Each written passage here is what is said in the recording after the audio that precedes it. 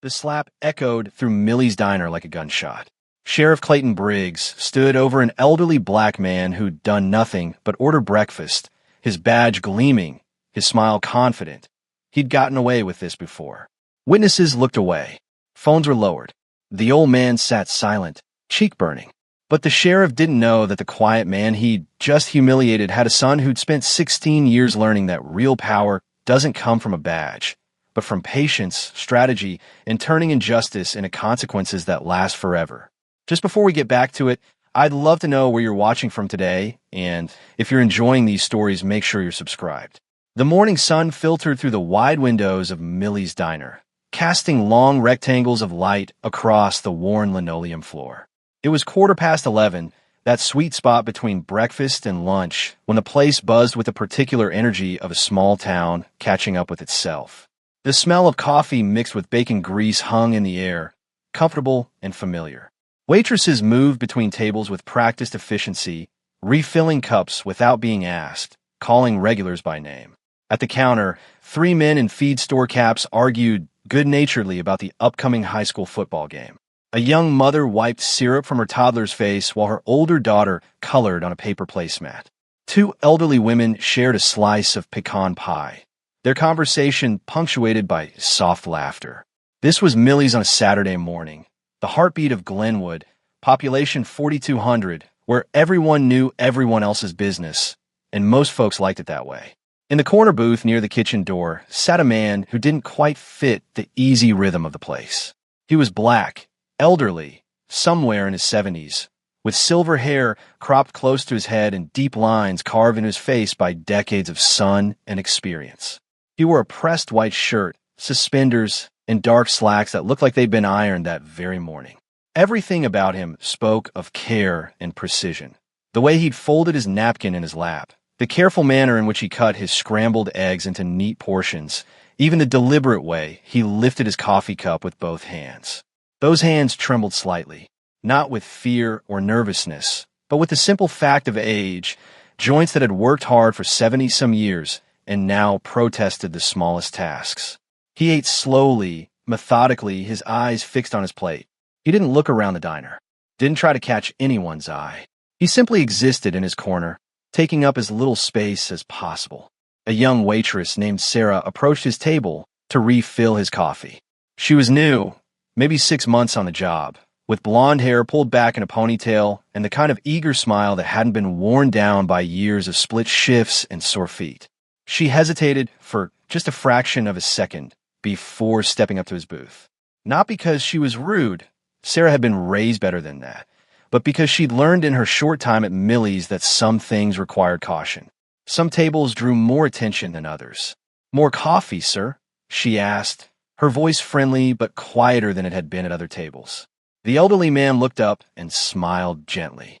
"Yes, thank you kindly." His voice was soft, cultured even, the kind of voice that had spent decades choosing its words carefully, measuring each syllable for maximum politeness and minimum offense. Sarah filled his cup and moved on quickly, feeling the weight of eyes from other tables. She wasn't sure whose eyes exactly, but she felt them nonetheless. The man returned to his breakfast. He chewed slowly, swallowed carefully, dabbed his mouth with his napkin after every few bites. There was a dignity in the way he carried himself, a quiet pride that required no audience. He learned long ago that dignity was something you held inside, not something others could give or take away. Or so he believed. The bell above the diner's entrance chimed, and the energy in the room shifted immediately. Conversations didn't stop exactly, but they changed, became more performative, more aware of themselves. People sat up a little straighter. The laughter at the counter became more restrained. Sheriff Clayton Briggs filled the doorway like he owned it. He was a big man, 6'3" and thick through the shoulders and chest, with the kind of presence that demanded attention without asking. His khaki uniform was immaculate. His badge caught the morning light, and his gun belt creaked with authority as he moved. He was maybe 50, with a square jaw, close-cropped graying hair, and eyes that scanned the room like he was taking inventory of potential problems. Behind him came 2 deputies, both younger men who seemed to orbit the sheriff like moons around a planet. Deputy Marcus Reed was tall and thin, all nervous energy and eager compliance. Deputy Tom Harper was stockier, quieter, with the kind of face that revealed nothing. "Mornin', Millie," Sheriff Briggs called out to the owner behind the counter, his voice booming across the diner. "Tell me you saved me some of that ham." Millie, a weathered woman in her 60s who'd run this place for 30 years, smiled tightly. "Always do, Sheriff. Your usual booth. You know it." The sheriff and his deputies made their way to the large corner booth opposite where the elderly man sat. As they walked, Sheriff Briggs nodded to familiar faces, clapped one man on the shoulder, made a joke about someone's new truck. He moved through the space like he'd been born to it, and in a way, he had been. His father had been sheriff before him. His grandfather had been mayor. The Briggs family had deep roots in Glenwood, the kind that made them feel entitled to everything that grew above them. As the sheriff slid into his booth, his eyes swept across the diner one more time. They landed on the elderly man in the corner and stopped. Something flickered across Sheriff Briggs's face. Recognition, annoyance, or perhaps just the reflexive response of a man who'd spent his career categorizing people into boxes of acceptable and unacceptable. He leaned toward his deputies and spoke just loud enough for nearby tables to hear. Didn't realize this place had such diverse clientele now. Deputy Reed laughed immediately, too loud and too eager. Deputy Harper's expression didn't change, but he didn't laugh either. Around them, other diners shifted uncomfortably. Some found sudden interest in their food. Others glanced toward the corner booth where the elderly man continued eating, seemingly oblivious. Sarah approached with coffee for the sheriff's table, her hands less steady than they'd been minutes before. She poured carefully, avoiding eye contact with anyone. "Tell me something, Sarah," Sheriff Briggs said, his voice carrying easily across the diner's sudden quiet. "You getting good tips this morning?" "Yes, sir. People have been real generous." "That's good. That's real good." He nodded toward the corner booth. "How about from over there? He tipping well?" Sarah's face flushed. "Everyone's been fine, Sheriff. Just asking. You work hard. Deserve respect, you know." He took a sip of his coffee, watching her over the rim of his cup. "Some folks don't understand that this is a community establishment. For the community." Sarah mumbled something and retreated quickly. The elderly man continued eating, but his movements had become even more deliberate, even more careful. He kept his eyes on his plate. For several minutes, the sheriff and his deputies ate their breakfast while keeping up a running commentary on town business. Someone's kid had been caught spray painting the water tower. The high school needed new bleachers. There had been a fender bender out on Route 47. Normal small-town talk, except it all felt performed somehow, like dialogue in a play where everyone knew their lines. Then Sheriff Briggs stood up abruptly. His chair scraped against the floor with a harsh sound that cut through the ambient noise of the diner. Conversations died mid-sentence. He brushed some imaginary crumbs from his uniform and turned toward the corner booth. "You know what bothers me," he said to no one in particular, though everyone was listening. "When folks don't know where they belong." He walked slowly toward the elderly man's table. His boots were heavy on the linoleum. Each step seemed to echo louder than it should. The elderly man looked up slowly, setting down his fork with careful precision. He met the sheriff's eyes with a quiet steadiness that seemed to irritate Briggs even more. "Morning, Sheriff," the elderly man said softly. "Beautiful day. That's a matter of perspective, I suppose." Sheriff Briggs stopped at the edge of the booth, looking down. "You've been staring at me since I walked in here." The elderly man's expression didn't change. "No, sir. Just having my breakfast." "See, that's funny because I could swear I felt eyes on me. Made me uncomfortable. You making my deputies uncomfortable." He glanced back at Reed and Harper, who had stood and moved closer. Reed nodded enthusiastically. Harper remained silent. "I apologize if I gave that impression," the elderly man said, his voice still soft, still measured. "That wasn't my intention. Your intention." Sheriff Briggs repeated the words like they were foreign. "You know what my intention is? My intention is to keep this town safe, to make sure everybody feels comfortable. You understand that?" "Yes, sir." "Do you?" "Because I'm getting complaints. People saying they don't feel comfortable with certain folks thinking they can just go anywhere, sit anywhere, act like they own the place." The elderly man's jaw tightened slightly, but his voice remained calm. "I'm just a customer, Sheriff.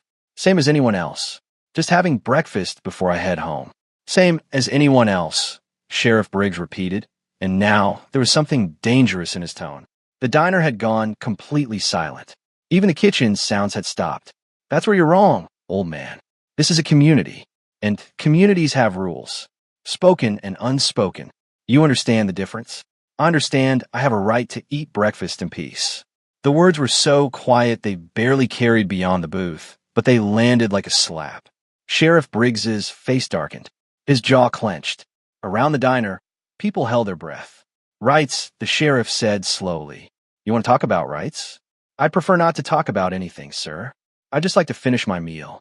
What happened next happened so fast that later, people would argue about the exact sequence of events. Some would say the sheriff's hand was already raised. Others would say the elderly man had moved first, reaching for his coffee cup. But everyone agreed on what came next. Sheriff Clayton Briggs drew back his right hand and slapped the elderly man across the face with an open palm that cracked through the diner like a gunshot. The elderly man's head snapped to the side. His glasses flew off and skittered across the floor. The coffee cup tipped over, spilling dark liquid across the table and onto his carefully pressed shirt. For a moment, he just sat there, stunned, one hand slowly rising to touch his face where a red mark was already blooming. No one moved. No one spoke. A child's voice broke the silence. "Mommy, why did he hit that man?" But was quickly shushed. The elderly man's hands trembled violently now, and it wasn't from age. His breathing came in short, careful gasps. But when he looked up at the sheriff, his eyes held something that wasn't quite fear and wasn't quite anger. It was something deeper, older, more complicated. "You need to learn your place," Sheriff Briggs said, his voice low and hard. "You and everyone like you. This town has an order, a way things work. And when people forget that, I remind them. You hearing me, old man?" The elderly man didn't respond. He just sat there, holding his cheek, staring at a spot on the table where his coffee had pooled. Sheriff Briggs turned to address the diner at large. "Anyone else need reminding?" Silence. "Didn't think so." He looked down at the elderly man one more time. "You can finish your breakfast, but you remember this moment next time you think about where to eat." He walked back to his booth, sat down heavily, and picked up his fork like nothing had happened. His deputies followed, though Deputy Harper moved more slowly, his expression troubled. Around the diner, conversations resumed gradually, artificially, like someone had turned the volume back up on a television. The elderly man sat motionless for a long moment. Then, with shaking hands, he reached down to retrieve his glasses. One lens was cracked. He folded them carefully and placed them on the table. He pulled cash from his wallet, exact change plus a generous tip, and set it beside his plate. Sarah approached hesitantly, her eyes red. "Sir, I'm so sorry. It's not your fault." "Young lady," he said quietly, "you've been nothing but kind. Can I get you anything? Fresh coffee? Another?" "No, thank you. I should be going." She noticed the money on the table. "Sir, please, the meal is on us." "I can't. I pay my way," he said gently but firmly. "Always have." He stood slowly, steadying himself against the table for just a moment. His shirt was stained dark with coffee. His cheek bore the clear outline of 4 fingers. He walked toward the door with his back straight and his head up, but everyone could see the slight tremor in his gait. As he passed other tables, people looked away, some out of shame, some out of fear, some out of simple discomfort. A teenage girl raised her phone slightly, angling it toward him, but her father's hand shot out and pushed it down. "Don't," he whispered harshly. The elderly man pushed through the door and stepped into the bright sunlight. Behind him, the bell chimed cheerfully, oblivious to what had just happened. Inside, Sheriff Briggs laughed at something Deputy Reed said, his voice booming across the too-quiet diner. "Tell you what, I was feeling a little tense when I came in here, but I feel much better now. Much better." The elderly man stood on the sidewalk outside Millie's diner for a moment, blinking in the sunlight. The morning was still beautiful, warm but not hot, with a gentle breeze that carried the scent of honeysuckle from someone's yard. Birds sang in the oak trees that lined Main Street. A few cars passed slowly, their drivers waving to neighbors on the sidewalk. It was the kind of morning that made you grateful to be alive, except the elderly man's face was on fire and his hands wouldn't stop shaking. He began walking. His truck was parked 3 blocks away, and each step felt like a mile. People he'd known for years, some of them, anyway, were out doing their Saturday errands. A few nodded politely. Most suddenly remembered something fascinating in a store window or across the street. Mrs. Patterson from the church choir looked right at him, her mouth opening slightly, but then her husband took her elbow and steered her away. "Not our business, Helen," he heard the man mutter. By the time he reached his truck, whispers were already spreading through downtown Glenwood like ripples on a pond. He unlocked the door, an old Ford pickup, 20 years if it was a day, but maintained with the same care he applied to everything in his life. The seat was hot from the sun. He sat heavily, pulled the door shut, and just breathed for a moment. His face throbbed. He could feel it swelling slightly. In the rearview mirror, he saw the mark clearly, angry red, shaped exactly like a hand. He looked away quickly. He started the truck and drove home slowly, carefully obeying every traffic law, his hands at 10 and 2 on the steering wheel. His house was on the east side of town, where the streets got quieter and the yards got bigger. It was a small place, a one-story ranch with white siding that he painted every 3 years. The lawn was mowed in precise diagonal lines. The flower beds were weeded. The mailbox stood straight. Inside, everything was just as neat. Hardwood floors swept clean, furniture simple but cared for, windows that let in plenty of light. And on the walls, photographs. Dozens of them, arranged in careful groups. But they weren't of him. Most were of a boy growing up. Baby pictures gave way to toddler photos, then school portraits. A gangly teenager in a high school football uniform. A serious young man in a cap and gown. And then the military photos. Boot camp graduation, dress blues, various units and locations. The photos spanned decades, tracking a life lived largely away from this house, but never forgotten within it. On a shelf beside the television sat a folded American flag in a triangular display case. Next to it, a few medals and frames. None of them belonged to the elderly man. They belonged to his son. He sat down heavily in his recliner, the same chair he'd sat in for 20 years, and finally allowed himself to close his eyes. The adrenaline was fading now, replaced by a bone-deep exhaustion that had nothing to do with age and everything to do with the weight of humiliation. His phone sat on the side table within easy reach. He picked it up, hands still trembling slightly, and scrolled through his contacts. There weren't many. He wasn't a man with a large social circle. But there was one name that always appeared near the top. Son. He stared at that name for a long time. His thumb hovered over the call button. Behind his eyes, he saw flashes of memory, teaching that boy to tie his shoes, to ride a bike, to shake hands firmly, teaching him to read, to think, to question, teaching him, above all, to control his temper, to think before acting, to never let anger make his decisions. Don't fight unless there's no other choice, he'd told his son 1,000 times. And even then, make sure you're fighting for the right reasons. He'd raised that boy alone after his wife passed when the child was only 6. It hadn't been easy. Nothing about being a black man, raising a black son in a town like Glenwood was easy. But he'd done it with patience, with discipline, with love that showed itself through consistency rather than sentiment.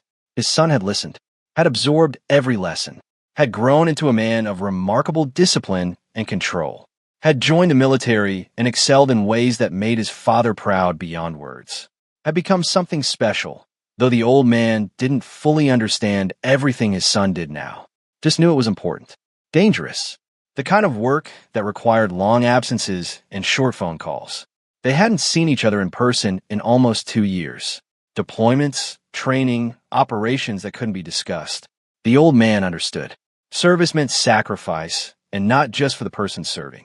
He put the phone down without making the call. What would he say anyway?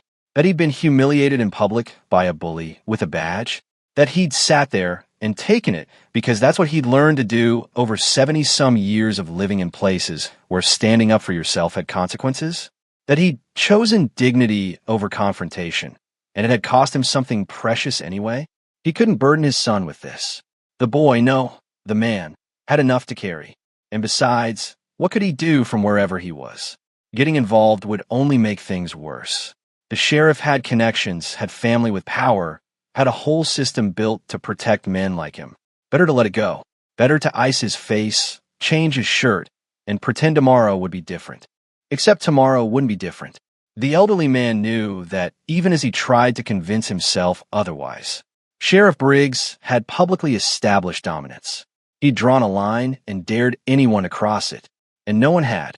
Not one person in that diner had stood up. Not one voice had objected. That silence would embolden him. The old man had seen this pattern before, recognized it like an old, ugly song he'd heard too many times. Bullies didn't stop. They escalated. And in a small town where the bully wore a badge and a gun, escalation could be deadly. He picked up his phone again, stared at his son's name. Put it down. Picked it up. Put it down. Meanwhile, back at Millie's diner, Sheriff Briggs was holding court. He'd moved to the counter where he could address a larger audience, and his voice had gotten louder, more boastful.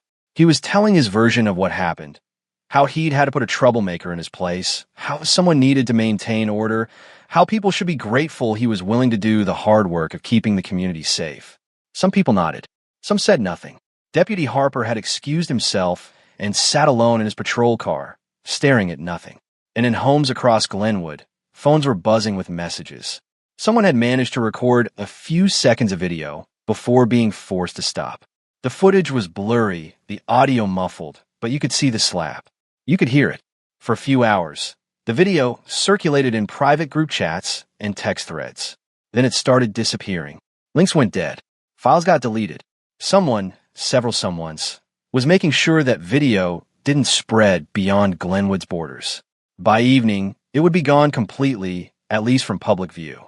A few people would save copies on personal devices, stored in hidden folders, waiting for a moment that might never come. As the sun began to set, the elderly man finally made his decision. He picked up his phone one more time, took a deep breath, and pressed the call button. It rang 3 times. Then a voice answered, calm, controlled, with an edge of concern that came from recognizing his father's number at an unexpected time. Dad? Everything okay? The elderly man's voice was steady, dignified even now. Son, something happened today, and I need to tell you about it. Not because I want you to do anything, but because I taught you never to keep secrets that matter. So I'm not going to start now. There was a pause on the other end of the line.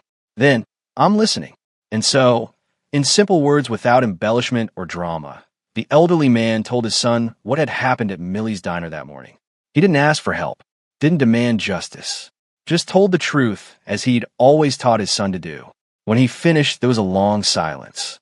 Then his son spoke, and his voice was very quiet, very calm, and very, very dangerous.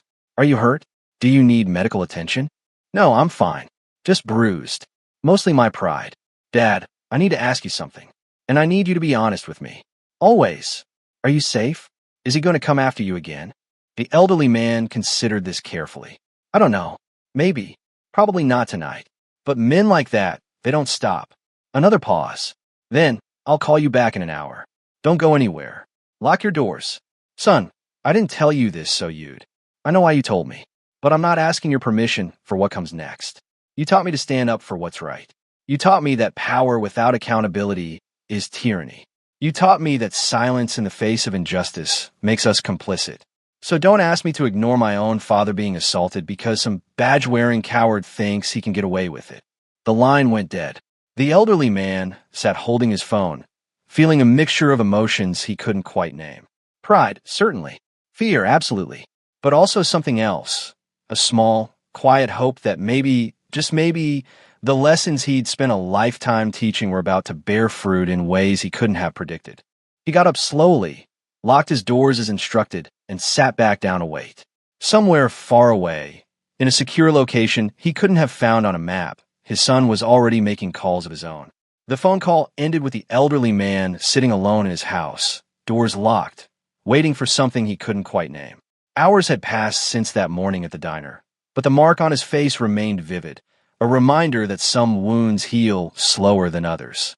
1,500 miles away, in a nondescript building on a military installation whose name didn't appear on public maps, a man sat in darkness staring at his phone. Lieutenant Commander James Morrison, though that name appeared on very few official documents anymore, had listened to his father's story without interruption. Now, in the silence that followed, he made a series of calculations that had nothing to do with emotion and everything to do with strategy. James was 38 years old, lean and hard in the way that came from years of training that never ended.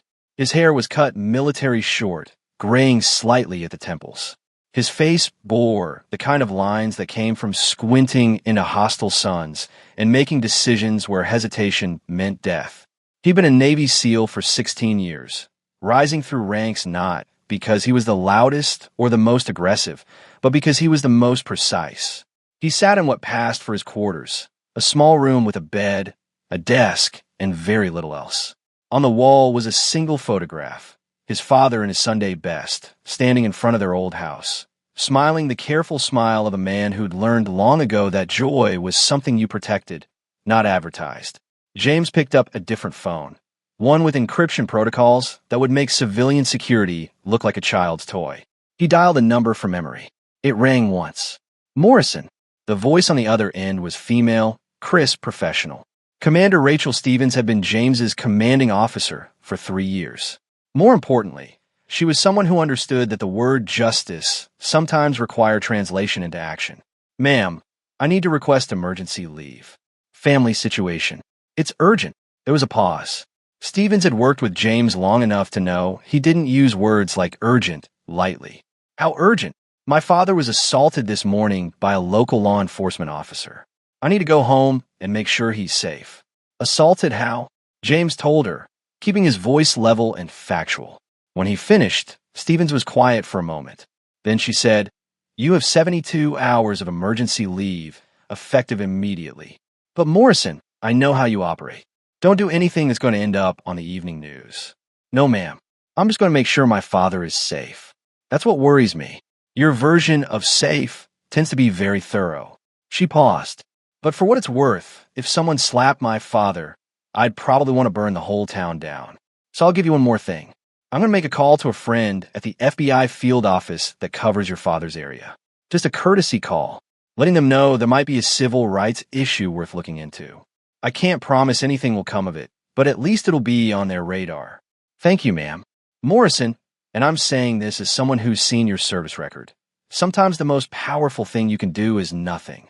Sometimes watching and waiting does more damage than kicking indoors. "I understand." He hung up and immediately made another call, this one to a different kind of contact. Derek Shun was retired CIA, now working as a private security consultant. More relevantly, he owed James's life from an operation in Afghanistan that neither of them could ever discuss. "It's Morrison. I need information on someone. A sheriff in a small town called Glenwood. Name is Clayton Briggs." "What kind of information?" "Everything. Service record if he has one. Complaints filed against him. Lawsuit settled. Rumors from other agencies. I want to know every time he stepped over the line, and I want to know who covered for him. How fast do you need this?" "I'll be on a plane in 3 hours. Have something for me by the time I land." "You got it." "And Morrison, you need backup on this." "No, this isn't that kind of operation." Famous last words, brother.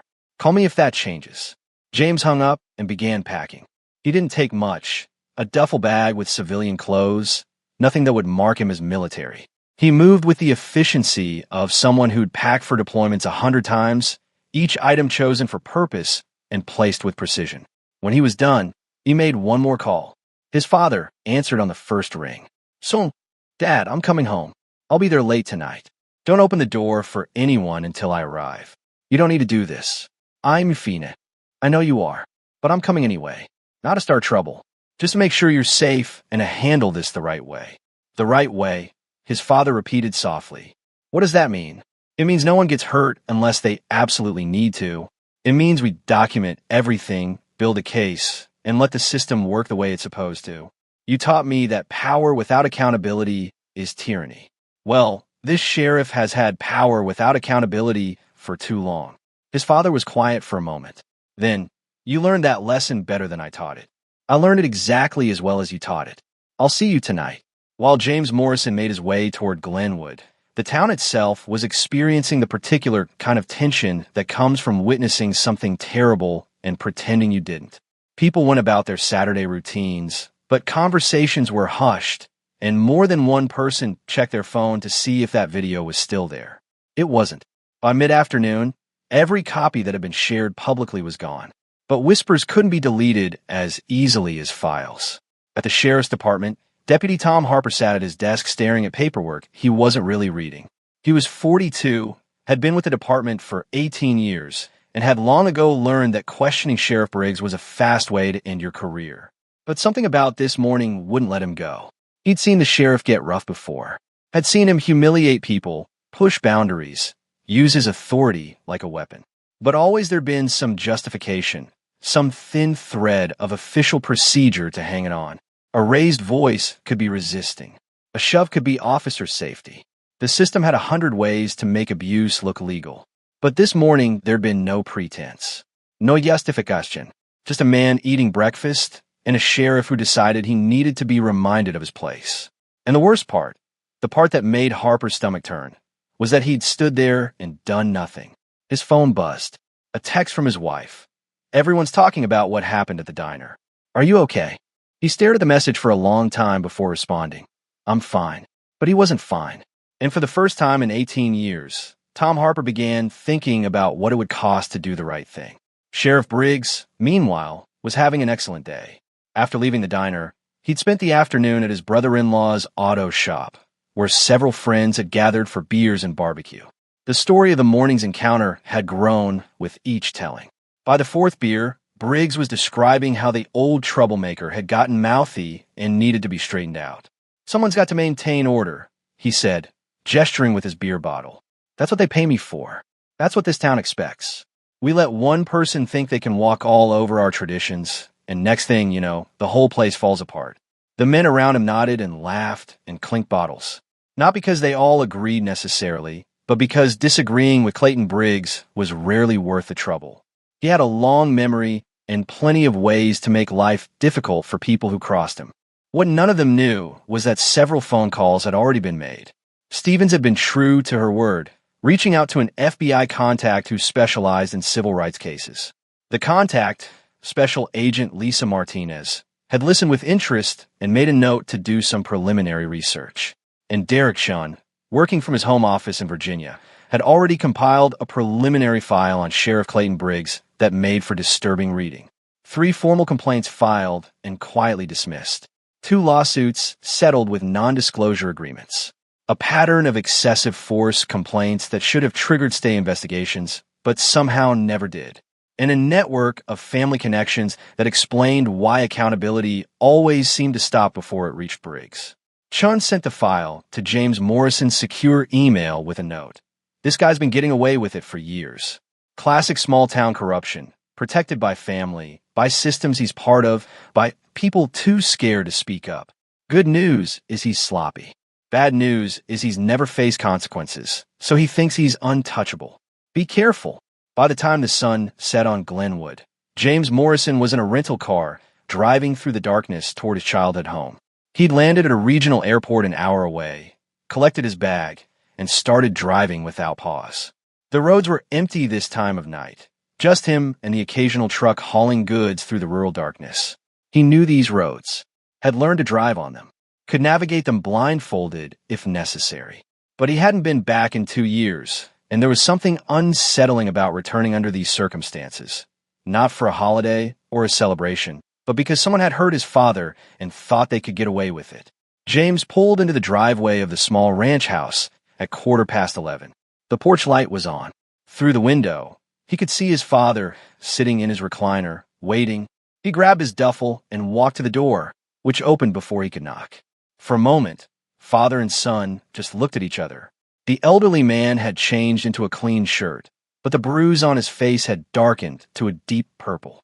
James's jaw tightened, but he kept his voice level. "Hey, Dad, I told you not to come," his father said, but he was already stepping aside to let James in. "You didn't tell me not to," James replied, setting down his bag. "You just said you didn't call to ask me to. There's a difference." His father almost smiled. "You always were good at finding loopholes. Learn from the best." They sat in the small living room, and for a while, neither spoke. James studied his father's face, cataloging the injury with the detached precision of someone trained to assess damage. The bruise was significant, but the skin wasn't broken. No signs of concussion. Physically, his father would heal, but some injuries went deeper than skin. "Tell me everything," James said finally. Every detail you remember. What he said, what he did, who was there, who saw. His father recounted the morning again, this time with James asking specific questions. Did anyone record it? Was there audio? Did any other law enforcement respond? Did the sheriff make any specific threats beyond the general intimidation? When his father finished, James leaned back and processed the information. This wasn't random, he said finally. This was calculated. He did it in public, in front of witnesses, because he wanted everyone to see. He was making a point, not just to you, but to the whole town. I know, his father said quietly. That's why I didn't want you involved. Men like that, they don't back down. They escalate, which is exactly why I need to be here.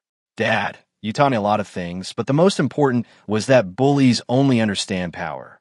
The question is what kind of power to use.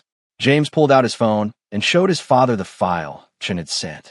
This is what I've learned about Sheriff Briggs in the last 6 hours. 3 complaints dismissed, 2 lawsuits settled, dozens of incidents that should have ended his career but didn't. He's protected by family connections, by a system that looks the other way, and by people too afraid to stand up. His father read through the file slowly, his expression growing more troubled. So what can you do? If the system protects him, what difference does one more complaint make? The difference is I'm not making a complaint. I'm building a case. And I have resources that his previous victims didn't. James tapped the phone. I have contacts at the FBI who are already looking into civil rights violations. I have documentation of patterns that make this look less like one bad incident and more like systemic abuse. And most importantly, I have something he's never dealt with before. What's that? Someone who knows how to operate in hostile territory. Someone who's patient enough to watch and wait. Someone who understands that the most effective operations are the ones where the target never sees you coming. James met his father's eyes. You taught me to think before acting. To never fight unless there's no other choice. Well, I'm not fighting. I'm doing something much worse. I'm documenting. Every move he makes from here on out, someone will be watching. Every threat, every abuse of power, every moment he thinks he's untouchable. It's all going on record. His father was quiet for a long moment. Then he said, "That's not why I called you. I know. You called because you taught me never to keep secrets that matter. Well, here's my truth. I can't unknow what happened. I can't unhear what he did to you. So I'm not asking your permission. I'm telling you what I'm going to do, which is make sure this never happens to you or anyone else again. And if he comes after you, then he makes a mistake that I'll be ready to document." James stood and moved to the window, looking out the quiet street. Tomorrow, you're going to go about your normal routine. Church if that's what you usually do on Sunday. Grocery store if you need supplies. Whatever you normally do, you do it. And I'm going to be nearby, watching. Not interfering, just observing. You think he'll try something? I think bullies don't like being defied. And your refusal to be intimidated is a form of defiance. So yes, I think he might try to push harder. And when he does, I'll be there to make sure there's a record of it. His father looked worried. Son, I don't want you putting yourself at risk for. Dad. James turned from the window. When I was 16 and got jumped by 3 seniors after school, you told me something I never forgot. You said, sometimes you take the beating and walk away. Sometimes you fight back. But what you never do is let them make you less than you are. Well, that's what that sheriff tried to do today. He tried to make you less. And I'm not going to let that stand. The elderly man's eyes were wet, but his voice was steady. I'm proud of the man you've become. Even when I don't agree with your methods, I'm proud of who you are. Then trust me to handle this the right way. Not my way, your way, the way you taught me. With patience, with documentation, with strategy over violence. They sat together for a while longer, talking about smaller things. James's work as much as he could discuss it, his father's garden that had done well this year, mutual acquaintances, and their various dramas. Normal father-son conversation, except for the bruise on one face and the hard determination in the other's eyes. Eventually, James's father went to bed, though neither man expected he'd sleep much. James took the couch, setting his phone to silent, but keeping it close. Before he closed his eyes, he sent 2 messages. One to Commander Stevens, arrived safely. Situation assessment ongoing. One to Derek Chun, need eyes on local sheriff department. Anything you can get on current operations, pending investigations, or planned actions. Then he lay in the darkness of his childhood home and did what he'd been trained to do. Planned for contingencies, mapped out scenarios, and prepared for whatever came next. Sunday morning came with the kind of gentle sunshine that made you forget, temporarily, that the world could be cruel. James woke before dawn, years of military routine making sleep-ins impossible. He checked his phone to find a message from Chun, got a source inside county administration. Sheriff has no official operations today, but he's known for informal patrols on Sunday mornings. Watch your back. James made coffee quietly, the familiar ritual grounding him in the moment. When his father emerged from his bedroom, already dressed in a suit for church, James felt a surge of admiration. The bruise was still vivid, impossible to hide, but the elderly man carried himself with the same dignity he always had. "You don't have to go," James said. "No one would blame you for staying home." "I've been going to that church for 40 years, his father replied. "I'm not going to let one man's anger keep me from my faith." "Then I'm going with you." "You don't have to." "I'm going with you," James repeated, leaving no room for argument. They drove to the church in James's rental car, arriving 20 minutes before the service started. The parking lot was filling up with familiar vehicles. People James hadn't seen in years were climbing out of cars, greeting each other with Sunday morning cheer. And then they saw the elderly man and his son. The reactions were varied. Some people nodded respectfully and looked away. Others stared openly at the bruise. A few approached with genuine concern, asking if everything was okay, offering support in quiet voices that wouldn't carry. But there was also fear. James could see it in the way people kept their distance, the way conversations stopped when his father walked past. The sheriff had marked his father as untouchable, and some people were taking that warning seriously. They entered the church, a modest brick building with stained glass windows that scattered colored light across wooden pews. James's father took his usual seat near the back. James sat beside him, his presence drawing curious looks from other congregation members. The service began normally enough. Hymns were sung, prayers were offered, and Pastor Williams, an elderly white man who'd been with the church for decades, delivered a sermon about forgiveness and mercy that seemed to carry extra weight this particular morning. But halfway through the service, the church doors opened with a loud creak. Sheriff Clayton Briggs walked in, flanked by Deputy Reed. They didn't take seats. They just stood in the back, arms crossed, watching. The pastor faltered mid-sentence, then continued. But everyone in the church felt the shift. The air grew heavy with tension. People shifted in their seats. Parents pulled children closer. James felt his father tense beside him, but didn't turn around. Instead, he pulled out his phone and, holding it low and discreet, began recording audio. If Briggs was here to intimidate, James would make sure there was evidence. The service continued, but the joy had drained from it.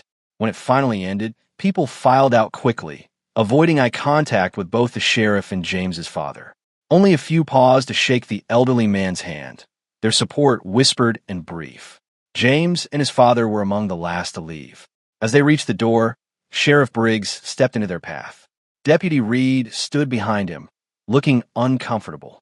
Well, Briggs said, his voice carrying in the now empty church. "Didn't expect to see you here today. Thought maybe you'd learn to stay home where you belong." James's father started to speak, but James stepped forward slightly, placing himself between his father and the sheriff. It was a subtle movement, but its meaning was clear. "Sheriff," James said, his voice calm and level. "Beautiful morning for worship, isn't it?" Briggs's eyes narrowed as he studied James. "Don't think we've met. You family." "I am. James Morrison. This is my father you assaulted yesterday." The word assaulted landed like a slap. Briggs's face darkened. "Assaulted? Is that what he told you?" "I was maintaining order in a public establishment. Your father was causing a disturbance. He was eating breakfast. He was creating an uncomfortable situation for other customers. By existing, the question hung in the air. Deputy Reed shifted his weight nervously. Behind them, Pastor Williams had emerged from his office and was watching the confrontation with obvious concern. "Who the hell do you think you are?" Briggs said, his voice low and dangerous. "You come into my town, into a house of God, and you accuse me of—" "I am stating facts, Sheriff. Yesterday morning at approximately 11:15, you struck my father across the face in Millie's Diner. Multiple witnesses observed this. Some recorded it. Those are facts, not accusations." Briggs took a step forward. He was bigger than James, taller, broader through the shoulders. He clearly expected his size to be intimidating. But James didn't move, didn't flinch. He'd faced men trying to kill him with automatic weapons. An angry sheriff in a church parking lot wasn't going to make him blink. "You threatening me, boy?" "No, sir. Just making sure we're clear on what happened." "For the record." "What record?" James smiled slightly. It wasn't a pleasant smile. The one that's being compiled as we speak. "See, Sheriff, you've been operating in a small town where everyone's afraid of you, where your family connections protect you, where complaints disappear and lawsuits get settled quietly. But the thing about patterns is they become visible when someone knows where to look. And people are looking now. That sounds like a threat. It's a statement of fact. The FBI has opened a preliminary inquiry into civil rights violations in this jurisdiction. That's public record. You can verify it with your department's legal counsel. They'll be reviewing complaint files, body camera footage, use of force reports. Standard procedure when patterns of abuse are alleged. Briggs's face had gone pale, then red. "You did this? You called the feds on me because your father got put in his place." "No, Sheriff. You did this. Yesterday, when you decided to assault an elderly man in public. That was your choice. Everything that follows is just consequence." For a moment, it looked like Briggs might actually throw a punch. His fists clenched. His jaw worked. Deputy Reed put a hand on his shoulder, whispering something James couldn't hear. Then Briggs smiled, though it didn't reach his eyes. "You think you're smart. You think you can come into my town with your military bearing and your big words and make me scared. But you don't know how things work here. You don't know who I am or what I can do." "I know exactly who you are," James said quietly. "You're a man who's used power without accountability for so long that you forgot it could end. You're a bully who miscalculated badly when you decided to hurt my father. And you're someone who's about to learn that not everyone is afraid of your badge. Is that right?" "That's right. And here's something else you should know. I'm trained for situations where people want to hurt me. I'm very good at staying calm under pressure. I'm excellent at documenting evidence. And I have resources you can't imagine. So if you're thinking about escalating this, about threatening my father again, or coming after me, I want you to understand something very clearly." James leaned in slightly, his voice dropping but losing none of its intensity. "Every move you make from this moment forward is being watched. Every threat, every abuse of power, every moment you think you're untouchable. Someone will see it. Someone will record it. Someone will add it to the file that's growing about you. You don't scare me. I'm not trying to scare you, Sheriff. I'm trying to save you from yourself. Because right now, you have a choice. You can walk away, go about your business, and let the investigation run its course. Or you can double down, prove every allegation against you, and guarantee that you end up in a federal courtroom. Your choice." Briggs stared at James for a long moment. Then he looked past him to the elderly man, who had remained silent throughout the exchange. "This isn't over," he said. "No," James agreed. "It's not. It's just beginning." The sheriff turned and walked away, Deputy Reed following. They climbed into their patrol car and drove off, tires spitting gravel. Pastor Williams approached cautiously. "Son, you've got courage. But courage can get you killed in a place like this. Respectfully, Pastor, staying silent can get you killed too. Just more slowly." The elderly man put a hand on James's shoulder. "Let's go home." They drove back in silence, but it was a different silence than before. James had drawn a line, made his position clear. Sheriff Briggs now knew that the elderly man he'd humiliated wasn't alone and wasn't defenseless. He knew that his actions had consequences beyond what he'd calculated. The question now was how he would respond. Would he back down, recognizing that he'd finally met someone who wouldn't be intimidated? Or would he escalate, proving every allegation that had been made against him? James suspected he already knew the answer. Men like Briggs didn't back down. They doubled down. They pushed harder, convinced that force would eventually win. And when he did, James would be ready. That afternoon, while his father rested, James sat in the rental car parked down the street from the house. He had a clear view of the driveway and front door. His phone was charged, his camera ready. He wasn't expecting trouble immediately. Briggs would need time to regroup to plan his next move. But in case James was wrong, he'd be ready. The hours passed slowly. Normal Sunday afternoon activity. People returning from church, kids playing in yards, families grilling in backyards. The peaceful ordinariness of small-town life, hiding the tension that simmered just beneath the surface. As the sun began to set, James's phone buzzed. A message from Derek Chun. FBI inquiry is official now. They're requesting files tomorrow morning. Also, found something interesting. Briggs's brother-in-law is the county commissioner. That's how complaints disappear. Thought you should know the full picture. James read the message twice, committing the information to memory. The picture was becoming clearer. This wasn't just one corrupt sheriff. This was a system of corruption, a network of protection that had kept Briggs untouchable for years. But networks could be dismantled. Systems could be reformed. And James had just started pulling threads. He sent a message back. Keep digging. I need everything. Every connection, every favor, every time someone looked the other way. If we're going to do this, we do it completely. Then he settled in to watch and wait, knowing that the real battle was just beginning. His father had been humiliated, but that humiliation was about to become the catalyst for something larger. Something that would either bring justice to Glenwood or prove that some places were too broken to fix. James preferred to believe in the former, but he was prepared for the latter. The sun set slowly over the small town, painting the sky in shades of orange and purple. Somewhere in that town, Sheriff Clayton Briggs was making plans of his own. Somewhere, deputies were choosing sides. Somewhere, ordinary people were deciding whether to speak up or stay silent. And in a rental car on a quiet street, a Navy SEAL who'd learned patience in the world's most dangerous places waited for his moment to act. The pieces were in place. The board was set. And this time, when power and accountability finally met, only one would walk away intact. The confrontation at the church had changed something fundamental in Glenwood. Word spread quickly through the small town. The elderly man had a son, and that son wasn't someone who could be intimidated. By Sunday evening, half the town was talking about the stranger who'd stood up to Sheriff Briggs in the church parking lot. The other half was pretending they hadn't heard anything at all. Monday morning arrived with the kind of oppressive humidity that made shirts stick to backs and tempers run short. James woke early, as always, and found his father already dressed and making breakfast.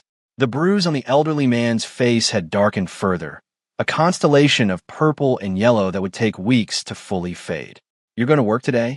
James asked, pouring himself coffee. His father worked part-time at the local hardware store, a job he'd taken after retiring for the factory where he'd spent 30 years. He didn't need the money, but he needed the purpose, the structure, the feeling of being useful. "I am," his father confirmed.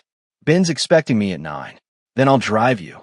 "Son, you can't follow me everywhere." "I'm not following you everywhere. I'm driving you to work. There's a difference." His father smiled slightly despite himself. "You've always been stubborn. Learn from the best." They ate breakfast in comfortable silence, the morning news playing softly on the television. Nothing about Glenwood made the regional broadcast, but James knew that wouldn't last. Small-town corruption had a way of becoming big news once the right people started asking questions. At 8:30, they climbed into James's rental car and drove the 10 minutes to Morrison's Hardware. It was a modest store on Main Street, family-owned for 3 generations, selling everything from paint to plumbing supplies. Ben Morrison, no relation, despite the shared name, had owned it for 40 years and had given James's father a job when most other businesses in town had found reasons not to. As they pulled up to the store, James noticed a sheriff's department cruiser parked across the street. Deputy Tom Harper sat behind the wheel, watching. Not hiding, not pretending to be on routine patrol. Just watching. "He's been doing that a lot lately," James's father said quietly. "Following people the sheriff doesn't like. Making sure they know they're being watched." "Good," James said. "Then he'll watch me too." They got out of the car. James walked his father to the door, then turned and looked directly at Deputy Harper. Their eyes met across the street. Harper didn't look away, but he didn't look comfortable either. After a moment, James raised his phone and took a photo of the cruiser, making sure Harper saw him do it. The deputy's jaw tightened, but he didn't move. James sent the photo to Derek Chun with a message. "Local deputy conducting surveillance. Document and add to file." Then he walked back to his car, got in, and drove away. But he didn't go far, just around the corner to a coffee shop with a clear view of the hardware store's entrance. If Harper was watching his father, James would be watching Harper. The morning passed slowly. James sat in the coffee shop with a laptop, ostensibly working on emails, but really monitoring the street. Deputy Harper remained in position for 2 hours, then finally drove away. James waited 15 minutes to make sure he wasn't coming back, then returned to his own surveillance position. At 11:30, his phone rang. "Derek Chun, got something you need to see," Chun said without preamble. Briggs's personnel file just got a lot more interesting. Found sealed complaints going back 15 years. Most are what you'd expect: excessive force, racial profiling, intimidation. But 3 of them involve physical assault on unarmed civilians. All 3 were dismissed after intervention from the county commissioner's office. The brother-in-law. Exactly. But here's where it gets better or worse, depending on your perspective. One of those assault complaints was filed by a state investigator who was looking into department corruption. After he filed the complaint, he was suddenly transferred to a different region. No explanation given. James processed this information. So we're not just looking at a bad sheriff. We're looking at obstruction of justice at the county level, at minimum. And I found something else. Body camera footage from various incidents has been systematically deleted from department servers. Not all of it, just the footage that might be incriminating. Someone with administrator access has been cleaning house for years. Can you recover any of it? Maybe. I got a tech specialist looking into it. But even if we can't recover the footage, the deletion logs are evidence themselves. They show a pattern of evidence tampering. Send everything to the FBI contact Stevens mentioned. And Chun, thanks for this. Don't thank me yet. This kind of corruption doesn't go down quietly. Briggs is going to know the walls are closing in and cornered animals are dangerous. James hung up and immediately called Commander Stevens. She answered on the second ring. "Morrison, I was about to call you. The FBI field office contacted me this morning. They're taking this seriously, sending a team to review files and interview potential witnesses. When? They'll be there Wednesday, 2 days from now. They want to talk to your father first, if he's willing. He'll be willing. What else do they need? Any documentation you have. Photos of injuries, witness statements, recordings if you made any. They're building a civil rights case, but they need evidence that shows pattern and practice, not just isolated incidents. I can get them that." Chin's already compiled a preliminary file. Stevens was quiet for a moment. "Morrison, I need to ask you something, and I need an honest answer. Are you keeping your head in this, or are you operating on emotion?" "Both," James said honestly. "I'm angry about what happened to my father, but I'm channeling that anger into documentation and strategy, not violence.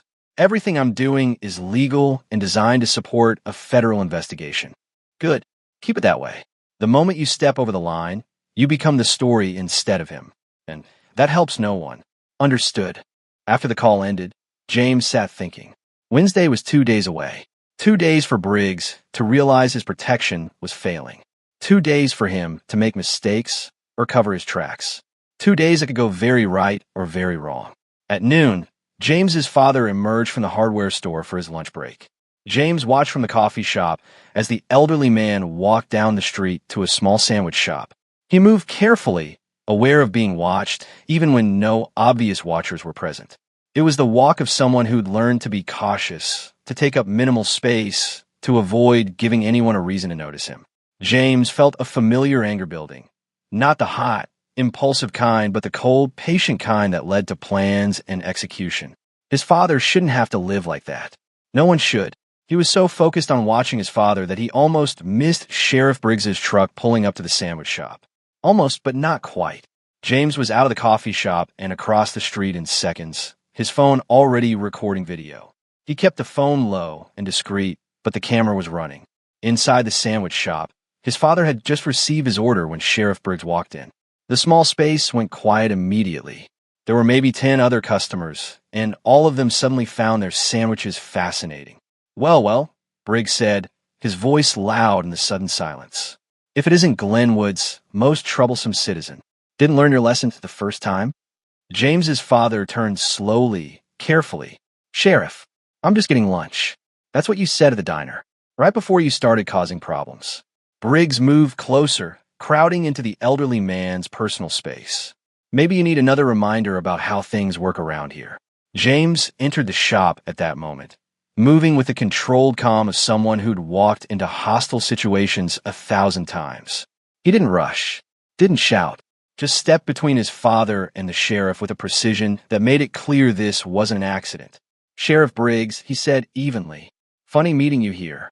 Briggs's face went through several expressions in quick succession: surprise, recognition, anger, and finally a kind of forced confidence. "Morrison, still following your daddy around? Man your age should have his own life. Don't. Right now, it involves making sure my father can eat lunch in peace. Seems like a reasonable goal. Your father is a troublemaker. Has been for years. Someone needs to keep an eye on him. Is that your official position? That an elderly man eating lunch requires law enforcement supervision?" Briggs's jaw tightened. Around them, several customers had pulled out phones. Not obviously, but James saw them. "Good. More witnesses. More documentation. My official position," Briggs said slowly, "is that I'm the sheriff of this county, and I'll conduct my duties as I see fit. If that bothers you, you're welcome to file a complaint. See how far that gets you." "Already did. FBI received it this morning. They're sending investigators on Wednesday. You'll be hearing from them soon." The color drained from Briggs's face, then returned in an angry flush. "You're bluffing." "Am I? Call your county attorney. Ask if they've received any federal inquiries in the last 24 hours. I'll wait." Briggs pulled out his phone, stepped away, made a call. James couldn't hear the conversation, but he could see the sheriff's body language shift from confident to concerned to angry. When Briggs returned, his expression was murderous. "You think you're smart," he hissed, keeping his voice low enough that only James and his father could hear. "You think bringing in the feds is going to change anything. But you don't know how things work here. You don't know what I can do." "Then enlighten me," James said calmly. "What exactly can you do, Sheriff? Assault more elderly citizens? Intimidate more witnesses? Delete more body camera footage? Please, tell me what your plan is. I am genuinely curious."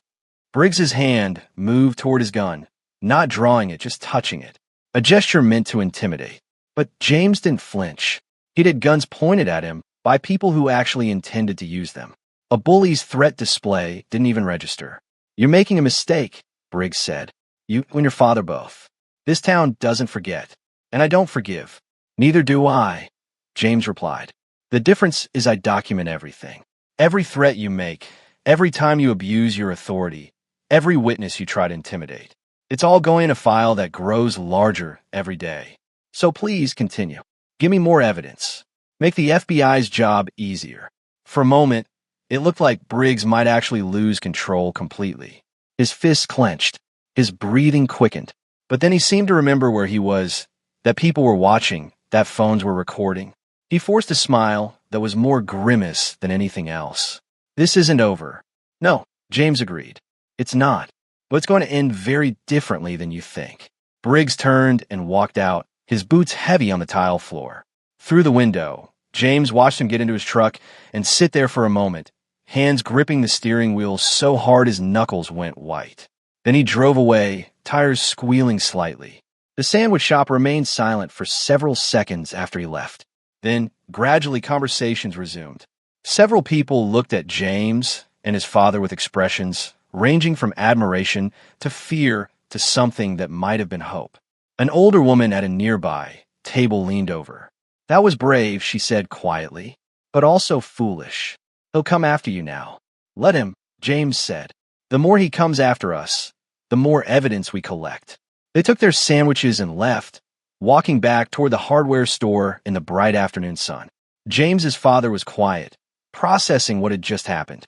"You humiliated him," he said finally, "in public. Again, he humiliated himself. I just pointed out the obvious. He's not going to forgive that." "Good. Angry people make mistakes. Mistakes create evidence. Evidence builds cases." His father stopped walking and turned to face his son. "You really think this will work? You really think the system will hold him accountable after all these years?" James met his father's eyes. "I think the system only works when people force it to." For years, Briggs operated without consequences because no one had the resources or courage to challenge him. Now someone does. Will it work? I don't know. But I do know that doing nothing guarantees nothing changes. They walked the rest of the way in silence. At the hardware store, James's father paused at the door. "Thank you," he said simply, "for coming, for caring, for fighting this battle. It's not your battle or my battle, Dad. It's the right battle. That's all that matters." The elderly man nodded and went back to work. James returned to his surveillance position, but his mind was already moving ahead, planning for what would come next. That evening, as the sun set over Glenwood, the town's carefully maintained surface of normalcy began to crack. Deputy Tom Harper sat in his living room, staring at a document he'd printed from the department's server. It was a complaint form from 7 years ago. A woman claiming Sheriff Briggs had pulled her over without cause, searched her car illegally, and threatened her when she objected. Harper remembered that case. He'd been the responding backup officer.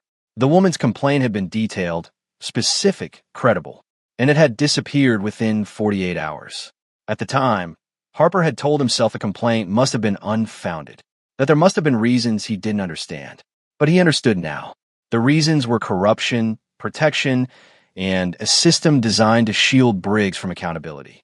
Harper's wife found him sitting there, the document in his hand. "Tom, what's wrong?" "Everything," he said quietly. "Everything's wrong, and I've been pretending it wasn't for 18 years. She sat beside him. "What are you going to do?" "The right thing." Finally. The next morning, Deputy Tom Harper walked into the FBI field office 2 counties over and asked to speak to someone about civil rights violations in Glenwood County. The agent who met with him, Lisa Martinez, listened for 3 hours as Harper detailed everything he'd witnessed over nearly 2 decades. The assaults, the intimidation, the evidence tampering, the complaints that vanished. All of it. When he finished, Martinez looked at him seriously. "You understand what this means? You're testifying against your sheriff. Your job is probably gone. Your reputation in that town will be destroyed." "I know," Harper said, "but I can't look at myself in the mirror anymore. I can't keep pretending this is normal. What changed? Why come forward now?" Harper thought about the elderly man being slapped in the diner, about James Morrison standing up to Briggs without flinching, about all the times he told himself that keeping quiet was the same as staying neutral. "I realize that silence is a choice," he said, "and I've been choosing wrong for a very long time." Martinez recorded his statement, took copies of documents he'd brought, and assured him that his testimony would be protected. When Harper left the office, he felt lighter than he had in years. Scared, certainly. Worried about the consequences. But lighter. Back in Glenwood, events were accelerating. Derek Chun had managed to recover deleted body camera footage from department servers, and what it showed was damning. Incident after incident of Briggs using excessive force, planting evidence, threatening civilians. All of it carefully deleted afterward, but not carefully enough to defeat a determined forensic investigation. The FBI team arrived on Wednesday morning as promised. 2 agents, Martinez and her partner David Richardson, set up in a conference room at the county courthouse and began interviewing witnesses. James's father was first, telling his story calmly and completely. Then came the waitress Sarah from the diner, shaking but determined. Then others, people who'd been harassed, threatened, assaulted over the years. One by one, they came forward. What had started as one incident was revealing itself as a pattern decades in the making. Each witness corroborated others. Each story added detail to a picture of systematic abuse. And running through it all was Sheriff Clayton Briggs, protected by family connections and a system that had looked the other way for far too long. By Wednesday afternoon, the county attorney's office had received a formal notice that the FBI was investigating potential civil rights violations by the sheriff's department. The county commissioner, Briggs's brother-in-law, tried to intervene, calling in political favors and making veiled threats. But federal investigations don't respond well to local pressure, and Martinez made it clear that any attempt to interfere would itself become part of the investigation. Sheriff Briggs spent Wednesday at his home, making increasingly frantic phone calls to lawyers and political allies. Most weren't returning his calls. A few offered sympathy, but no help. The ones who'd protected him for years were suddenly very busy with other matters. By Wednesday evening, Briggs understood that his world was collapsing. The protection he'd relied on, the system he'd manipulated, the fear he'd cultivated, none of it mattered anymore. The FBI didn't care about his family connections. Federal prosecutors weren't impressed by small-town politics. and the evidence against him was growing by the hour. Thursday morning brought the moment Briggs had been dreading. FBI agents arrived at his home with an arrest warrant. The charges were extensive: deprivation of rights under color of law, obstruction of justice, destruction of evidence, conspiracy to violate civil rights. Each charge carried significant federal prison time. They arrested him without drama. He didn't resist, didn't argue, just put his hands behind his back and let them cuff him, his face gray with the realization that this was really happening. They took him to the federal courthouse in the regional capital, where he was processed, photographed, and fingerprinted like any other criminal. His lawyer, an expensive defense attorney from the city, argued for bail. The prosecutor argued he was a flight risk and a danger to witnesses. The judge set bail at $500,000, an amount Briggs could technically afford but would require liquidating assets. It was a clear message. This was serious, and the court wasn't going to treat him gently. While Briggs was being arraigned, the FBI executed search warrants at the sheriff's department and the county commissioner's office. They seized computers, files, emails, and financial records. What they found painted an even darker picture: evidence of a corruption network that extended beyond just protecting Briggs, involving kickbacks, misappropriated funds, and systematic civil rights violations. The county commissioner was arrested Thursday afternoon. Within hours, 2 other county officials had resigned. The local newspaper, which had ignored or downplayed complaints about Briggs for years, suddenly found its investigative spirit and began publishing stories about the corruption scandal. James watched all of this unfold from a distance, monitoring news reports and receiving updates from Derek Shin. He felt no triumph, no satisfaction, just a grim acknowledgement that justice, when it finally came, was messy and complicated and left damage in its wake.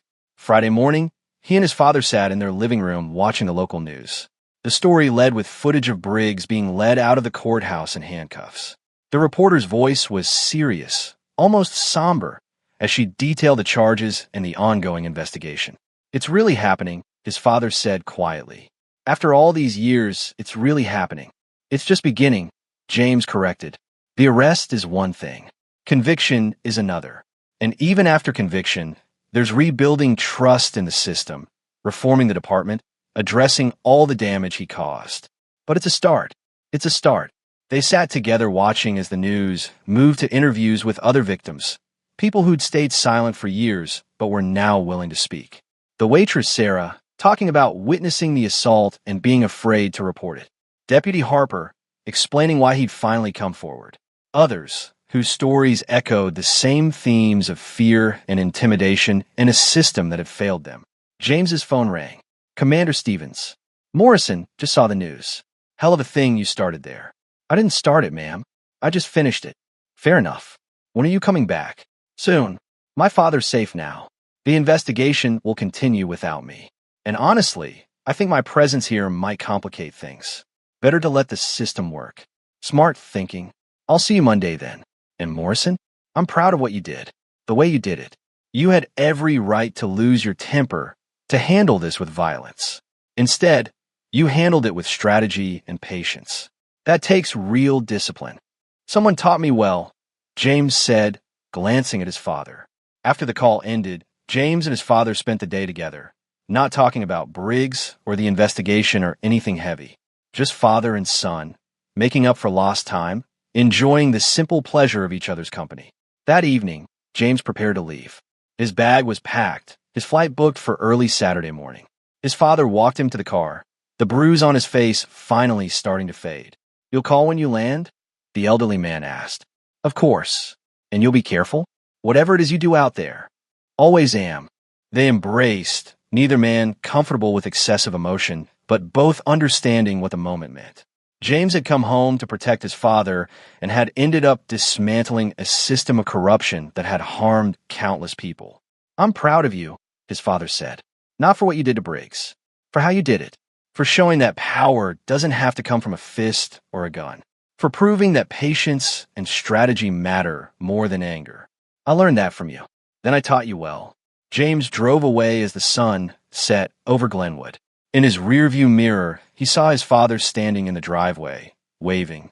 The old man looked smaller somehow, but also stronger. The burden of fear had been lifted, replaced by something better. Hope that justice was possible, even in places where it had been absent for decades. The town itself was changing too. People were talking openly now about things they'd whispered about for years. The new acting sheriff was someone from outside the county, appointed by the state to clean house. Reforms were being discussed. Accountability measures were being implemented. It would take time. Towns didn't heal overnight, and trust once broken couldn't be quickly restored. But the process had started, and that was something. As James drove through the darkness toward the airport, he thought about power. Real power, not the kind that came from a badge or a gun or fear. Real power was his father sitting in that diner, refusing to be diminished. Real power was witnesses finding the courage to speak up. Real power was a system, flawed as it was, finally working the way it was supposed to when enough people demanded it. Sheriff Clayton Briggs had thought power meant never facing consequences. He'd been very, very wrong. And now, sitting in a jail cell awaiting trial, he had all the time in the world to understand his mistake. James had left Glenwood, but the wheels of justice he'd set in motion continued to turn with inexorable momentum. 6 weeks after Sheriff Clayton Briggs's arrest, the trial began in federal court. The courthouse in the regional capital had never seen anything quite like it. A former sheriff facing multiple federal charges, a corruption scandal that had exposed an entire county's leadership, and a parade of witnesses ready to testify about decades of abuse. The prosecution's case was methodical and devastating. They started with the incident at the diner, playing security footage that a nearby store owner had quietly saved despite pressure to delete it. The video showed everything. The elderly man sitting peacefully, the sheriff's unprovoked approach, and the slap that echoed through the silent courtroom. Several jurors flinched when they saw it. Briggs stared at the defense table, his face impassive, but his hands clenched into fists beneath the table. Then came the witnesses. Sarah, the waitress, testified about the atmosphere of fear in the diner, how everyone had been too frightened to intervene. Her voice shook, but she didn't break. She described years of watching Briggs intimidate people, knowing that speaking up could cost her job or worse. Deputy Tom Harper took the stand on day 3. His testimony was the most damaging, an insider explaining how the system had been corrupted from within. He detailed deleted body camera footage, altered reports, complaints that disappeared overnight. He admitted his own complicity, his voice heavy with shame, but he didn't hide from it. I told myself I was just following orders, Harper said, that it wasn't my job to question the sheriff. But the truth is, I was scared. Scared of losing my job, my pension, my reputation. So I stayed quiet while innocent people were hurt. That's on me, and I'll carry that for the rest of my life. The defense attorney tried to discredit him, suggesting he was only testifying to save himself from charges. Harper met the lawyer's eyes steadily. I'm testifying because it's the right thing to do. Should have done it years ago. The fact that I'm doing it now doesn't make me a hero. It just makes me less of a coward than I was before. James's father testified on day 5.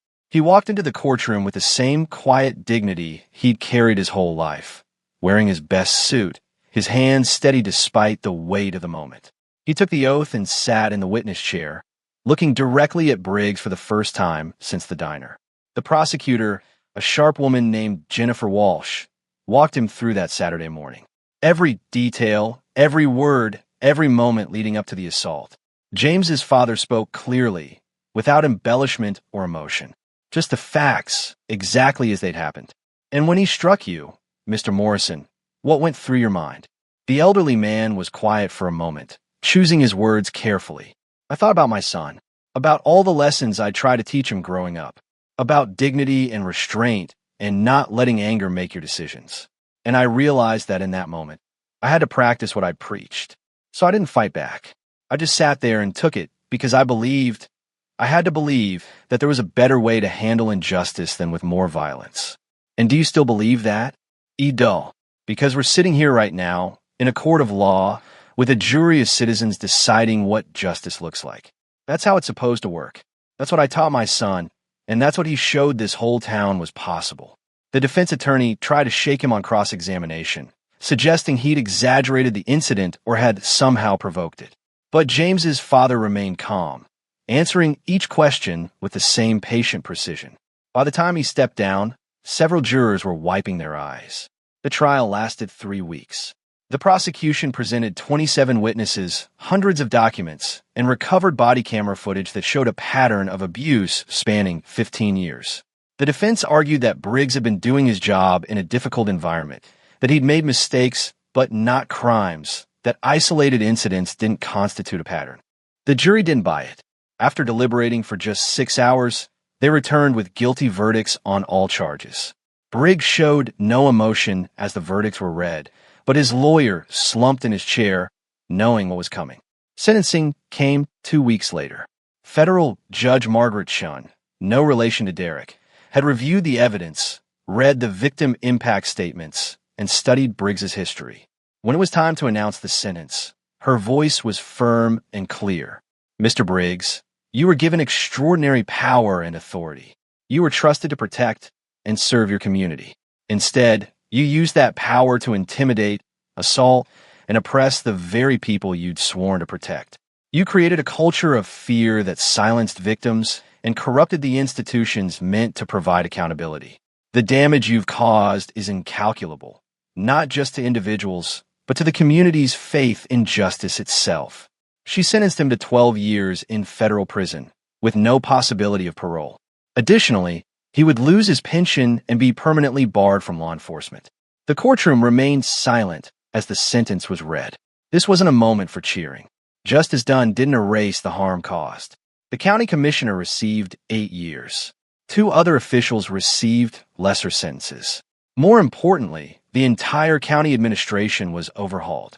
New leadership came in from outside, bringing fresh perspectives and a mandate for reform. Back in Glenwood, the changes were visible and profound. The new sheriff, a woman named Patricia Williams who'd spent 20 years in a respected urban department, instituted sweeping reforms. Body cameras were mandatory and footage was automatically backed up to state servers. An independent civilian review board was established to investigate complaints. Training emphasized de-escalation and community engagement rather than force and authority.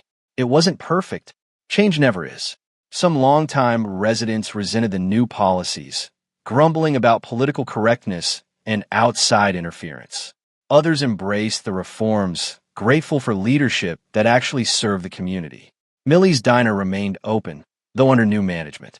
The old owner had retired, selling to a young couple who'd moved from Atlanta seeking small-town life. They kept the name and most of the menu, but they also put up a small plaque near the entrance. It read simply, "All people deserve dignity, respect, and equal service. No exceptions." James's father returned to his routine, work at the hardware store, church on Sundays, quiet evenings at home. But something had changed. People treated him differently now, not with pity or fear, but with respect. He'd become a symbol of something important, that standing up to injustice was possible, that systems could change, that one person's courage could matter. He didn't entirely enjoy the attention. He was, by nature, a private man, but he accepted it gracefully, understanding that his story had become bigger than just him. It had become about what was possible when people chose principle over convenience. 6 months after the trial, James received leave to visit home again. He arrived on a Friday evening, finding his father in the garden tending tomato plants. The elderly man had aged visibly. The stress of the trial, the weight of testimony, the simple march of years taking their toll. But there was also a peace in his expression that hadn't been there before. "Garden's looking good," James said by way of greeting. His father straightened slowly, pressing a hand to his lower back. "Gets harder every year, but I'm not ready to give it up yet." They went inside, settling into the familiar rhythm of father and son. James had brought groceries and cooked dinner while his father sat in his recliner, providing commentary and occasional instructions. It was comfortable, easy, the kind of ordinary moment that meant everything because it was possible again. Over dinner, they talked about the trial, the changes in town, the future. James's father had been thinking about writing down his story, maybe for his grandchildren. Though James wasn't married and had no children yet, a fact his father mentioned with increasing frequency. "Someone should remember what happened," the elderly man said. "Not just the bad parts, but how it got fixed, how ordinary people found the courage to speak up, how the system, flawed as it is, can work when people force it to. You should write it, James encouraged. Your perspective matters. Maybe. We'll see if these hands stay steady enough. They were quiet for a moment, comfortable in the silence. Then James's father said, I got a letter last week from Deputy Harper. He's working security at a shopping mall now. Lost his law enforcement certification, but he said he sleeps better at night than he has in years. That's something. It is. He made mistakes, but he also made them right. That counts for something. The weekend passed quickly. James helped with yard work, fixed a leaky faucet, replaced some weathered boards on the porch. Ordinary tasks that felt extraordinary because they were done together, without the shadow of fear or injustice hanging over them. On Sunday, they went to church together. The same church where Briggs had tried to intimidate them months earlier. But now it felt different. People greeted James's father warmly. The pastor mentioned him in his sermon, talking about moral courage without naming names, though everyone knew who he meant. After the service, several people approached to shake hands and express gratitude.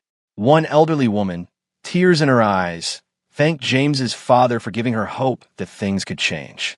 A young black man, maybe 20, said he was joining the police academy because he wanted to be the kind of officer who protected rather than intimidated.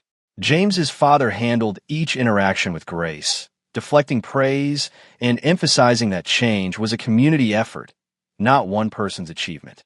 But James could see the impact in his father's eyes, the realization that his suffering had led to something meaningful. That evening, as James prepared to leave, they stood in the driveway under a sky full of stars. The air was cool, carrying the scent of honeysuckle and freshly cut grass. You know what I've been thinking about? His father said. That morning at the diner, I almost didn't go. Thought about just staying home, avoiding the whole thing.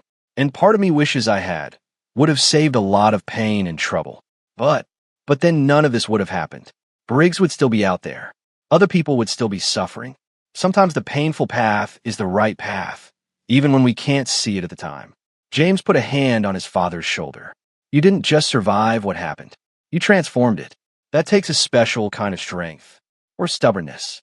I'm still not sure which. They both smiled at that. James hugged his father, longer than usual, tighter than usual. Both men understood that time was precious, that moments like these were to be treasured. You taught me something important through all this, James said. I spent years learning how to fight, how to win battles, how to overcome enemies. But you show me something harder, how to win without fighting. How power that waits is stronger than power that shouts. His father's eyes were wet. That's the lesson I hoped you'd learn. Took me 70 years to fully understand it myself. Better late than never. James drove away as night settled over Glenwood. In his rearview mirror, his father waved until the car turned the corner and disappeared from sight. The old man stood in the driveway for a long moment, looking at the house he'd lived in for decades, the town that had changed so dramatically, the life he'd built through patience and principle. Then he went inside, sat in his recliner, and picked up a notebook. He opened to the first blank page and wrote, This is the story of how one moment changed everything. The weeks and months that followed brought continued healing. Glenwood slowly rebuilt its reputation and its soul. The new leadership proved competent and fair. Crime rates didn't spike as some had feared. In fact, they dropped as community trust in law enforcement increased. Other victims of Briggs's abuse received settlements from the county. It wasn't about money. No amount could undo what had been done. But it was acknowledgement that their suffering had been real and unjust. Deputy Harper eventually moved away, finding work in a different state where his past wasn't widely known.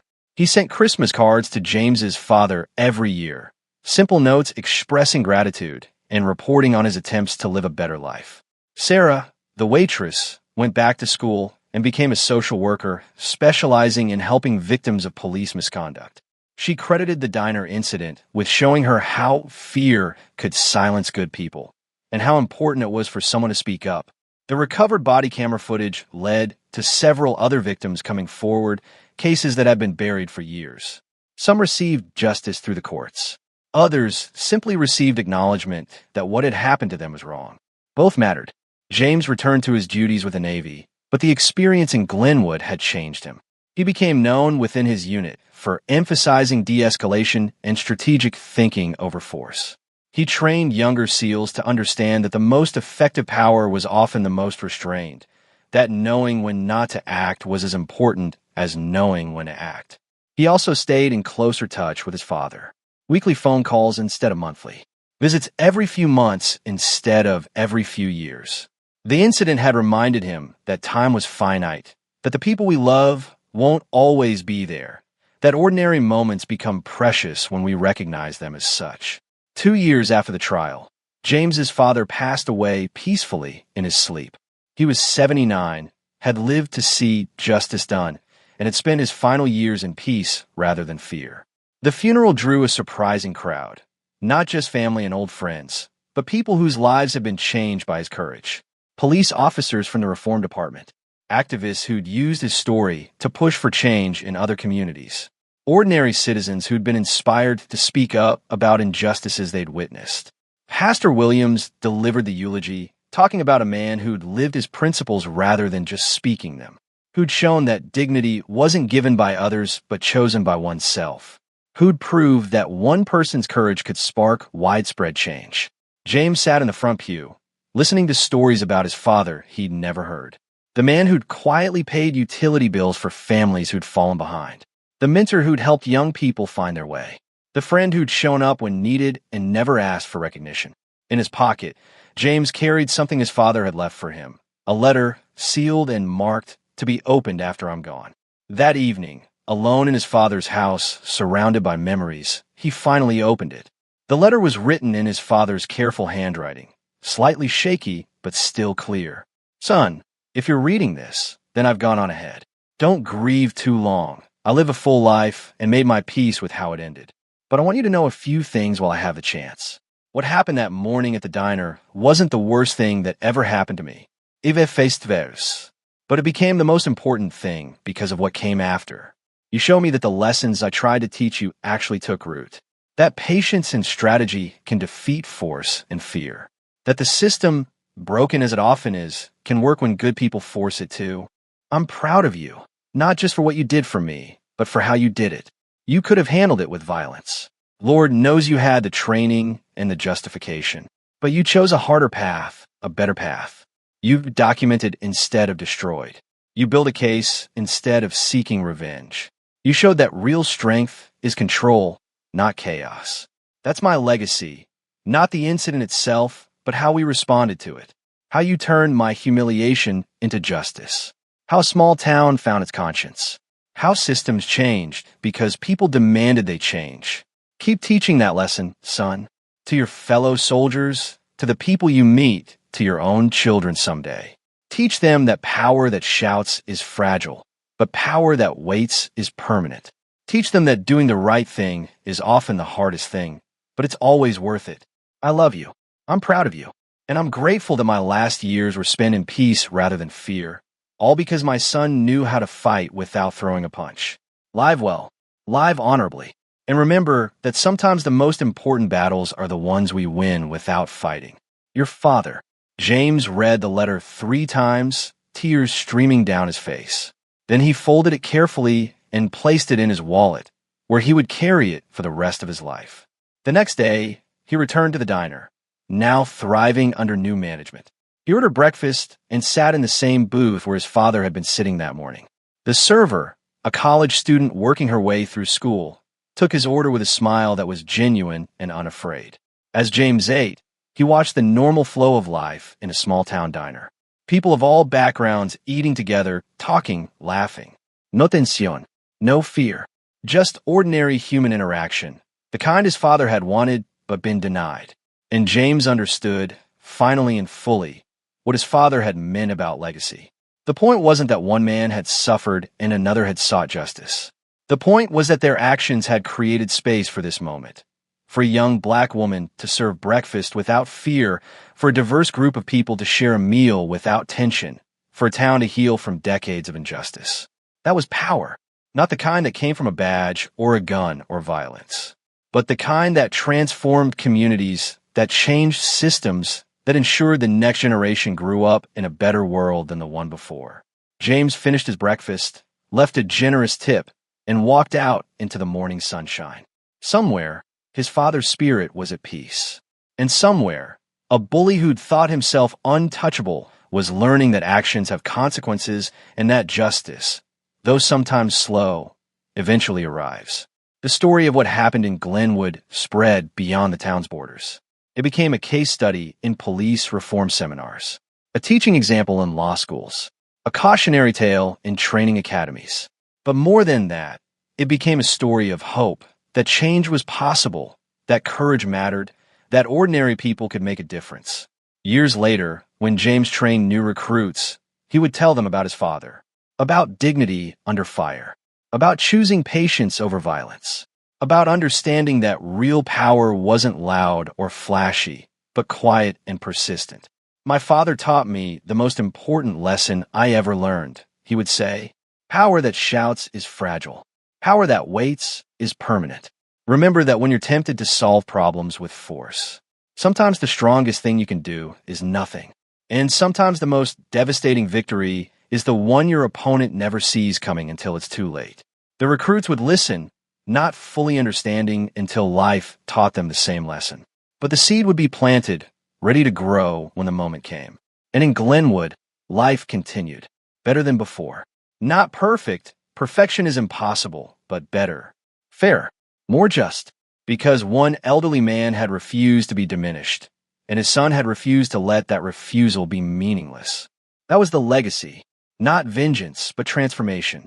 Not destruction, but rebuilding. Not power that destroyed, but power that healed. And in the end, that was the victory that mattered most. When you witness injustice, do you look away because it's safer, or do you understand that your silence makes you part of the problem? If this story moved you, hit that like button and subscribe for more true stories about courage, justice, and the power of doing what's right even when it costs you everything.